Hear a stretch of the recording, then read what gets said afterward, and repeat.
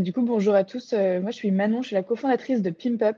On fait des paniers de fruits et légumes qui sont tous sauvés du gaspillage chez les producteurs, qu'on livre à des particuliers en point relais. Et donc, je suis là pour témoigner sur notre collaboration avec Carmen.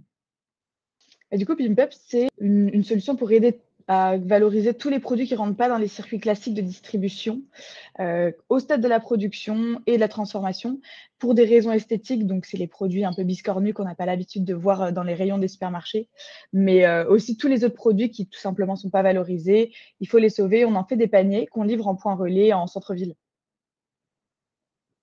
On a vraiment besoin de financement sur la partie pub, marketing, en fait, acquisition. Et on trouvait ça dommage de creuser notre trésor pour finalement de l'acquisition qu'on sait rentable à un certain moment, puisqu'on connaît la rétention de nos clients, coût d'acquisition. Donc, le calcul est vite fait à ce niveau-là. Et c'est vrai que la solution de Carmen, pour éviter de creuser notre trésor et de, en même temps, continuer de croître chez Pimp Up, c'était vraiment le bon truc. Vraiment en premier lieu, ça a été le feeling avec l'équipe parce que, chez Pimp Up, on a découvert le RBF via un atelier dans notre incubateur qui est le BIC de Montpellier, parce qu'on est basé à Montpellier. Une semaine avant de voir un truc passer sur LinkedIn et de faire un call. Et du coup, on a un peu benchmarké ce qui existait sur le marché. Et finalement, c'est avec Carmen que ça s'est fait de la manière la plus smooth, avec un vraiment bon contact avec Baptiste, le cofondateur. Et au passage, l'offre était la plus intéressante pour nous. Au niveau de la mise en place du financement, quand ils disent que c'est rapide, c'est vraiment très rapide. Il y a un onboarding assez facile à faire sur la plateforme. On donne quelques infos.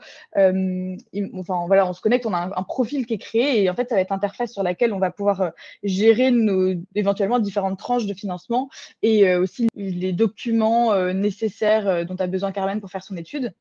Et ensuite, une fois que l'offre, comme un prêt, en fait, l'offre de prêt a été proposée, puis validée, en un jour ou deux, on avait le financement sur notre compte.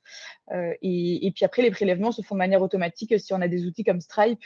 Donc voilà, c'est quelque chose qui se fait de manière très, très rapide. Eh ben, concrètement, nous, notre croissance, notre réussite, elle est corrélée au volume de produits qu'on sauve du gaspillage, du coup, qui est directement corrélé au nombre de paniers qu'on vend et donc au nombre de clients abonnés actifs. Et avec Armen, on a pu faire des publicités et ça a pu nous aider sur puisqu'on a fait 2 tranches de financement, donc ça fait maintenant 4-5 mois qu'on est accompagné par Carmen à ce niveau-là. Notre base d'abonnés, elle a fait bien plus de 150% depuis cette période. Et c'est en grande partie grâce aux publicités qu'on a fait et qui ont été financées grâce à Carmen.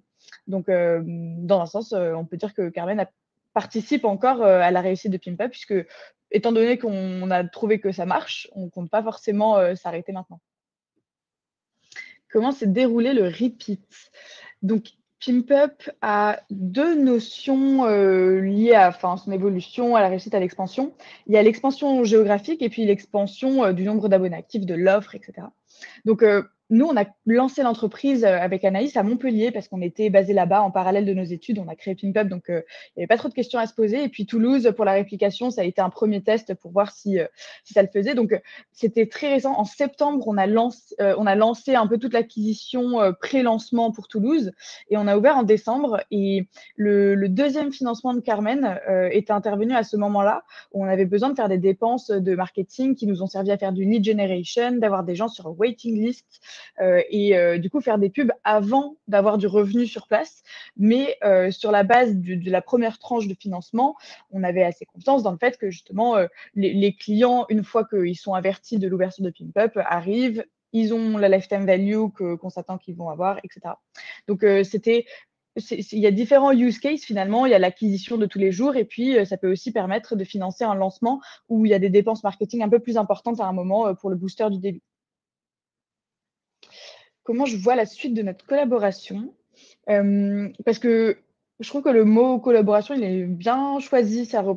C'est pas seulement un accompagnement sous la forme d'un prêt, parce que rien que le timing fait que c'est assez rapproché finalement et on a des contacts réguliers. Comment je vois la suite? Carmen accompagne Pimp Up dans sa croissance en l'aidant à ne pas creuser sa trésorerie grâce à des avances de trésor remboursables rapidement.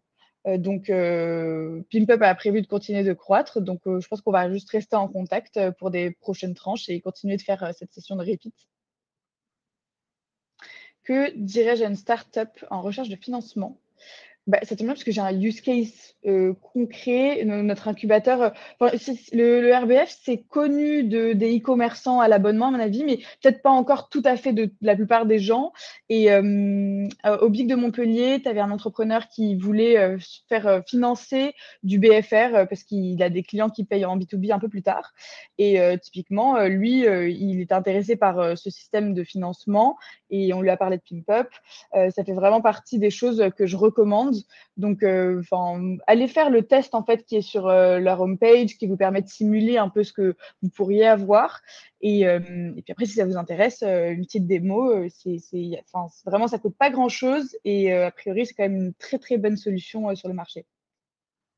Bah écoute, le mot de la fin, go faire du RBF.